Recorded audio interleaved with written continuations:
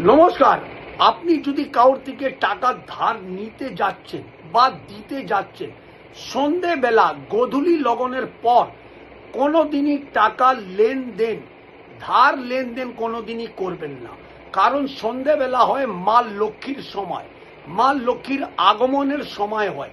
সেই সময় আপনি যদি কারোর থেকে ধার নিচ্ছেন বা কাউকে ধার দিচ্ছেন, আপনি চট জলদি টাকা পয়সা আদায়ও করতে পারবেন না, আপনার চটি ঘষে যাবে, বা আপনি যার থেকে ধার নেবেন তাকে আপনি শোধ করতে পারবেন না, আপনার অবস্থাটা খারাপ হয়ে যাবে। এই জিনিসটা সর্বদা আপনি খেয়াল রাখবেন। টাকা ধার লেনা দেনা কোনোদিনই গোধূলি লগনের পর করবেন না।